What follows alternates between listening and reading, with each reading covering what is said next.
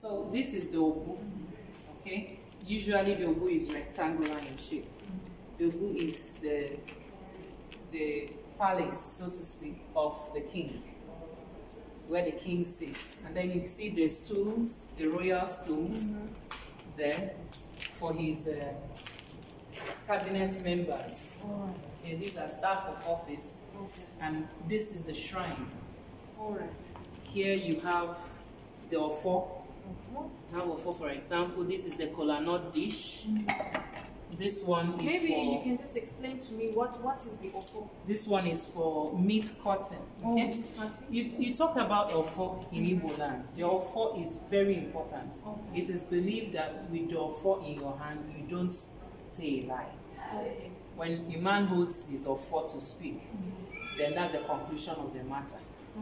Okay, because if he lies, he can die. Okay, all right. Here we have these other objects in Igbo land. We also believe that in here they are abo. It comes in pairs.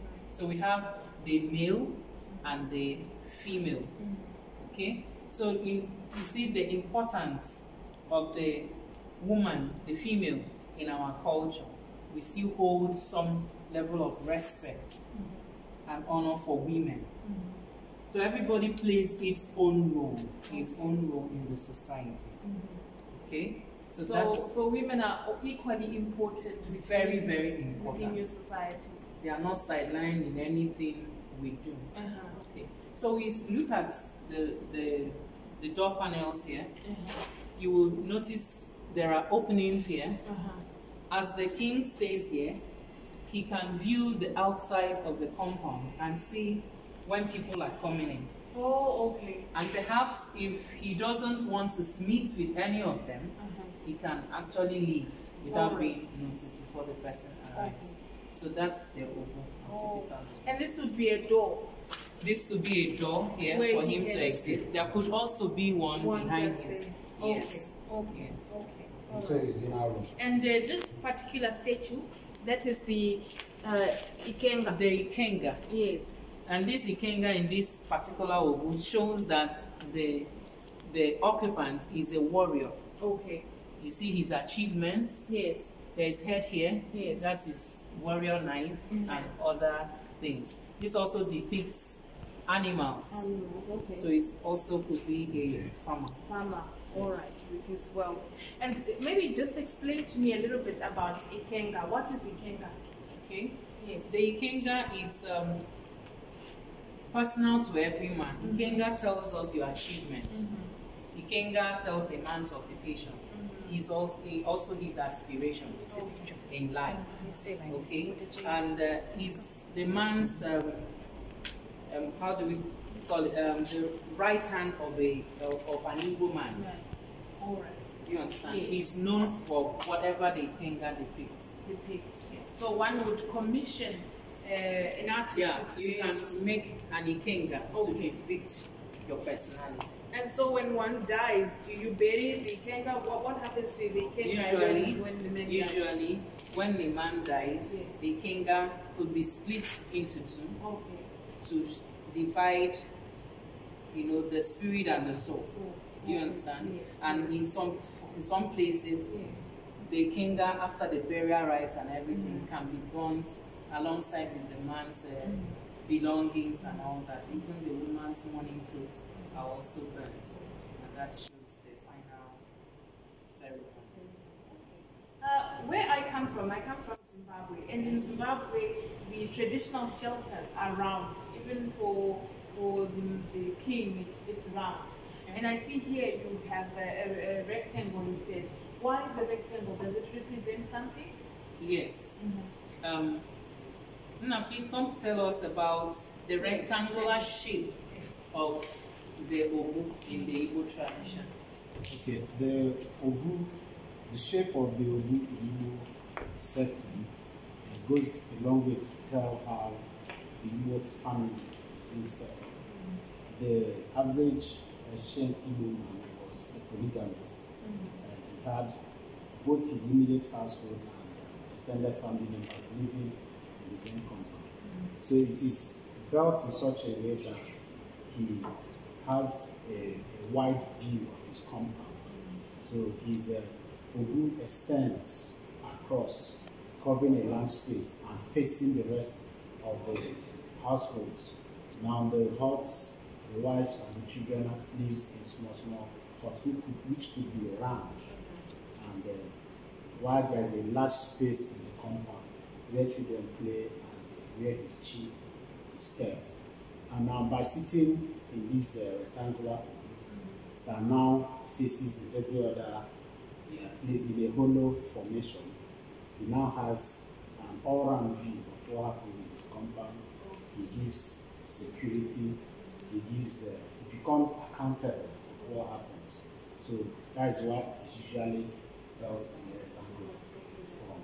So, and it is also positioned such that at that vantage, the man who sits inside him sees every other thing, including who comes in. And that explains why that panel has opening as part of design, also a kind of where you can peruse. Oh, okay, interesting. Actually, when you were explaining, it reminded me of Shaka Zulu's cow formation. The fact that it then gives a all-round view of what's going on in the compound. So it's very strategic. Let me say one thing at this point. The Africans, whether Igbo, whether Zulu, whether the people in Kenya, whatever tribe they come from, have similar culture.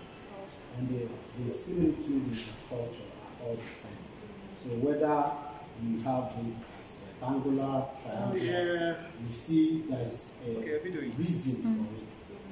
And in most cases, it is either for security or for bonding, brotherhood, something like that. And then I saw something that I found very interesting. A lot of your figurines, masks, doors, they have interesting designs on them. Most of them are lines. Is there a particular reason or a particular explanation for the use of lines to create these designs, or do they mean anything? Do certain lines mean? Let me say at this point that the English alphabet, or what we have here as Igbo adage, is not the original or the autonomous writing system of the Igbo. Now, there are different types of writing. There are scripts, there are iconographs, there are hieroglyphics, there are all sorts of things that the ancient people used in their communications. Some may just be mere patterns in design, while some are deep communications, like the CBD, like the scripts. Some of these things you see could be messages. But then the difference here is that it is only the initiates or those who are schooled in such communication system understand them. So even the women you see using the handwood paintings on their body, they are not just mere designs. Some are occultic communications, some are trade communications, some are just mere art. So in these strokes of designs you see, they depict different messages. And that is why we are encouraging these days for people in African studies to take up studies in the ancient African communities, to decode some of these things, because they are rich, and if we allow them to go down, it will be a risk according to it. I remember, Amma, in your place you have the no and the Idike, for the warrior. Yes. So it's part of that. So yeah, you saw that. Yes. That's the CBD, like you said, the CBD code. So that's one. Good enough. A lot of people started studying it and decoding, and then we are having people these days knowing the meanings. You understand? So you could actually study the CBD and find out the meanings. So the ABCD was not our original alphabet of writing. Okay. Where I come from, we have the chevron pattern, which is the up down, like you have triangle, and we have a lot of rock paintings. And we believe that within the rock paintings, there's a language there that we need to decipher. I don't know if you have rock paintings as well in the Igbo language. Yes, we have the sarcophagus, or what they call the fins. They are just like rocks erected. It may look like obelisk. You know the obelisk? So they may look like, yeah, they may just look like deities, but upon them are inscriptions. And you may also borrow from the biblical story of the Israelites, always erecting a structure when something happened to serve as a memorial. So in most Igbo villages, you have the obelisk, rock stuffs built, and some inscriptions on there. And by the way, for you to also do, to find when it was written, you do a carbon dating, you use a carbon dating method. You find that some of them are 1,000 years old. And by the way, some stuffs you make on the rock, you know, at some point, the rock was a very common means or medium of writing stones before the paper came. Yes. And so anything that is engraved on the rock, and you're able to trace it, it shows you about the history and the origin of the people. And that is why we can argue and beat our chest to say that the Igbo race and the South African race is older than all the European races today. Because some of them are just around 5,000 years. And you talked about carbon dating, which reminded me of a conversation that we had last week as I prepared to come to Nigeria. And one of the directors in the organization that I work for, Dzimbanhete, Arts and Culture Interactions, is a traditional healer. And we were talking about graves and how can we date graves without probably going for carbon dating and the like. And he was saying, as a traditional healer, what I would do is I would open just the top part of a grave and I would see the roots. And the roots as they go in and out, because of course roots move. Yeah. In Shonga we would say kutanda. So the crisscrossing of the roots would give me dates and centuries of a grave. Wow. Yes. And I found that very, very interesting. Yeah. And I was saying when I go to Nigeria, hopefully I'll be able to also see a traditional healer, so that I may also get information on how they do things like that. And But thank you very much. This has been very enlightening. It's rich, and we beg that this rich heritage will not get lost in the face of Eurocentrism and westernization. So we encourage that Africans in diaspora should unite and do what the Ghanaians call sankofa. We go back to get it. So sankofa is the way out, and if we go back, we may throw them away. One is not encouraging going back to paganism and Buddhism. One is just saying, let us go back to our values.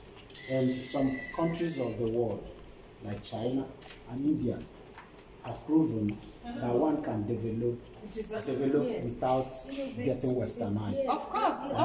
So, I think I even have problems with words such as pagan. Already it's demonized, already it sounds bad. Yeah, I use that word on the context of but we have to know the origin of the word.